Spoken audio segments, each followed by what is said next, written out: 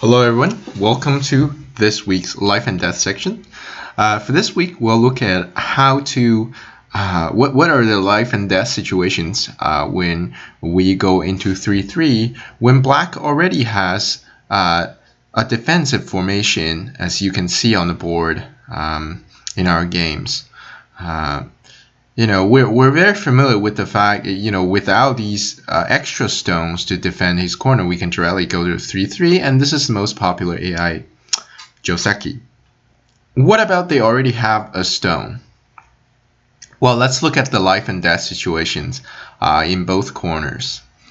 So when white goes into the C17, black is going to block at the D17. Now, the best choice for white is to honey here. But I just want to mention another variation that is not very good for white. That is to play the C16 and honey over here. I've seen this happening in some amateurs game. That's why I mention it here. So black has a really nice move right now. Right? We have the intuition to play a B14. But turns out that black can first extend at D18. So this is a move that is really hard to deal with.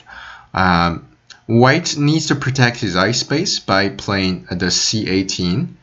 Notice that if you crawl once more at B14, this is going to be a mistake because black can block you at a B13. And when you come back to fix, and we are at a very familiar knowledge that I've talked about in my big pig mouth life and death video, and the answer is for you to kill white this way. This is a clean death for white. If you don't know what I'm saying, you should definitely go back and check that video on big pig mouth. I'm not gonna repeat it here. So white's best response is actually to block at C18. When black turns down, white needs to, right, if he plays A16, this big pig mouth again, the knowledge is really useful. In that same video, we also mentioned white can extend at A15 to basically make a ko in the corner. But white's correct move is to play the D18. While black is forced to block, he cannot let white to go out, and white makes a tiger's mouth, inviting a ko. If black Ataris, white can just make a ko fight over here. And this is a ko in the corner. This is just a very, very standard ko fight. Notice that if white exchanges at C16, black is going to block. And if white connects, black can just honey. And then white has no more eye space to make himself alive. If he cuts the outside, black can defend himself. And the corner is dead, and there's not much white can do outside. So not a great outcome for white. So after this, white has to go back and fix his, basically make a ko fight. And this is still a ko fight. But just imagine that if a white loses this ko fight, this exchange would be a terrible exchange for white because it's an exchange that adds a dead stone. Black stone at C15 is strengthening his stone at C14. Not a great exchange for white. So under normal circumstances, you would not exchange the C16 move with the C15 move. The only instance that you would actually make this exchange is you're afraid that black is so thick outside that he might kill you. So what I'm talking about? Well, in some cases, when white plays at the tiger's mouth at B18, black can play the B16 to try to kill white. Well, as you can see, if there's no supporting stone for black, this would be a very dangerous idea because white can make use of the weakness outside and then get himself out. And black is broken everywhere. But just imagine black has a lot of stones outside. He might have the intention to actually kill white by using his strength outside. But if white exchanges this move, then plays this one, this is absolutely black can absolutely not have a clean kill here, right? If this happens, white is just alive, and black's only choice is to actually Atari on the first line, which ends up in a ko. So this is the life and death situation. In normal circumstances, this is a ko in the corner. So what about a corner like this? Black sometimes has jump shape defense in the corner. When white goes in, black blocks. White has a very good move, that is a S16, to make himself a clean alive. If a black squeeze, white can make a tiger's mouth at a 2-2 point. Black Ataris. White connects. Black has to save his second line stone to make himself alive, and white jumps out.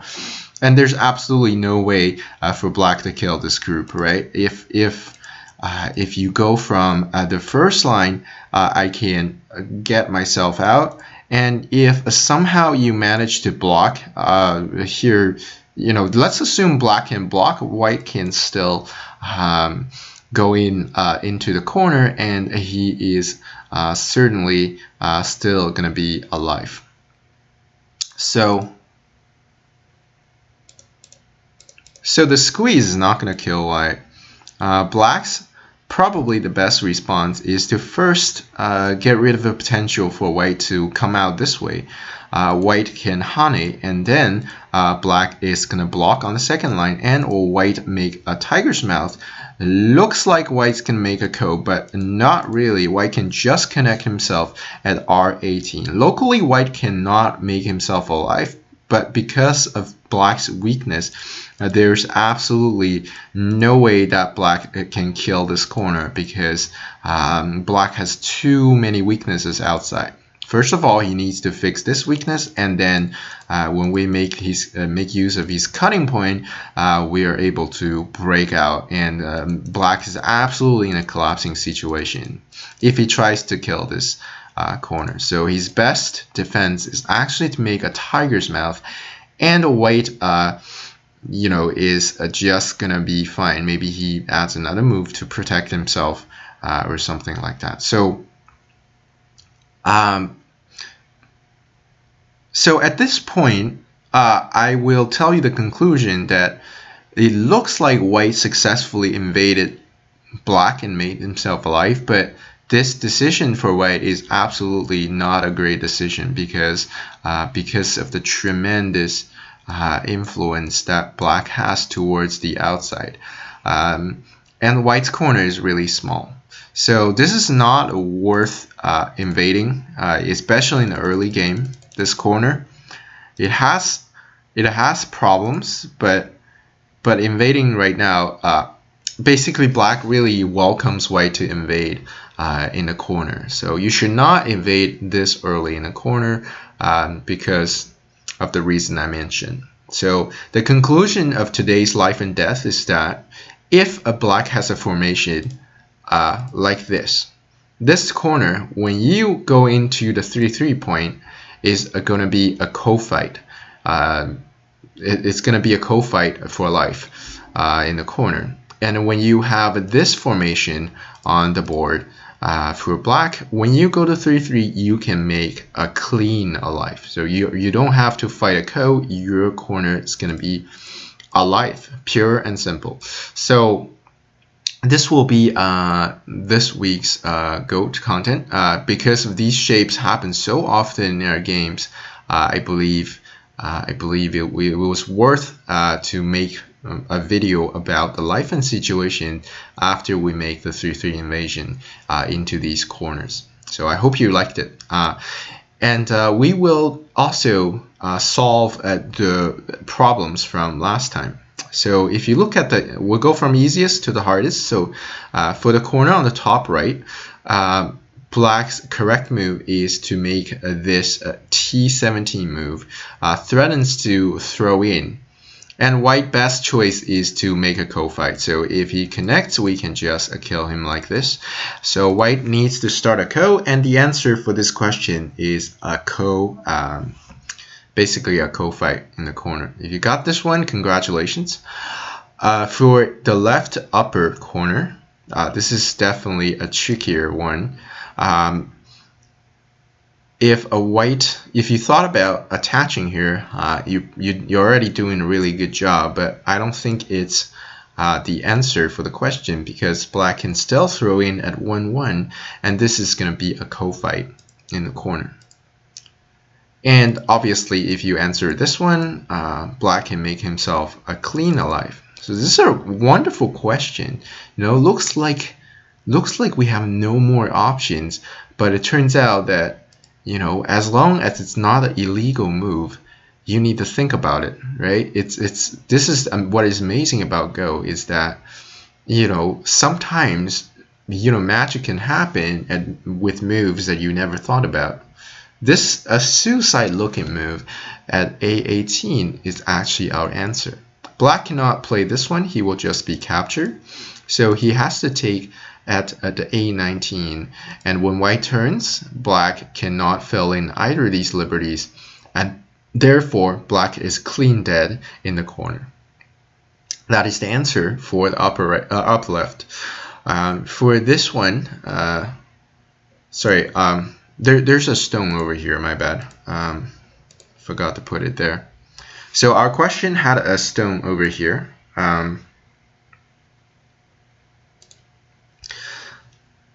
So the answer for this question is that without a stone, white is going to be clean alive. So the answer to this question, the first move is to Atari. I'm pretty sure you have found this move as well. White is going to take your stone that is at E1. If you connect over here, that would not be the right answer, because when white honeys at A2, this is going to be a seki, right? If you end up with this is going to be a seki regardless. So the correct move is really hard to find, which is this A2. Really cool move. If a white goes like this, we can drag the stone back, white is dead. If a white blocks our stone, we can connect ourselves, and there's no more seki. This is a pure dead shape for white inside the corner. That would be answer for this question over here. And finally, how do we kill the corner at the bottom right? This is a 3D question, so this is definitely a bit harder. So if you didn't find the answer, don't feel frustrated. If a black plays the S4, white can defend himself at S3, at least. So this is at least a ko. We have talked about we have mentioned it many times in the past video in the big pig mouth section. So if a black tries to squeeze the ice space, or white can actually block at S2. When black connects himself, white can extend at T2, and there's no way for black to kill this corner. So the correct answer is for black to peep at R1. This is the crucial point. So now white needs to defend himself. So if he defends at R2, black can drag the stone out at S1. This is really annoying for white right now. So if he plays this one, we can block and make use of the weakness over here. White pretty much has to connect. He cannot throw in because we can just take the stone. And if he connects, we can now extend and squeeze his ice space. And white does not have enough ice space to live, and therefore is dead. So when we drag this out, white really does not have any way to make himself alive. White more resilient defense is actually played at the S4, and now black can just cut at Q2. And the trick comes in when white Atari the stone at a Q2. Here, if you block here, you actually just gave a white a chance to live. Now this is going to be a clean alive. So the correct move is always to keep the S1 vital point in mind and take it. When white takes, we can Atari from behind, and when white connects, we can just capture the entire group. So the correct answer is for black to actually play the R1. So not an easy question, but if you found it, I definitely feel very happy for you. So this is last week's life and the death solutions to last week's problems. For this week, as usual, I left 4 exercises basically, and the level of exercises are marked with a marker. So for the top right, the 6Q problem over here, it's white to play first and tries to kill black. On the contrary, for the 3Q problem over here, it's black to play first and kill white. If we look at the bottom, the 1D problem over here, it's a white plays first and tries to make himself alive. So this is a bit different. Usually I give exercises on how to kill, but I think making a group alive is it's just the same type of exercises. It's really all about reading over here. Lastly, we have the boss, which is a 3D problem. This is a really hard problem.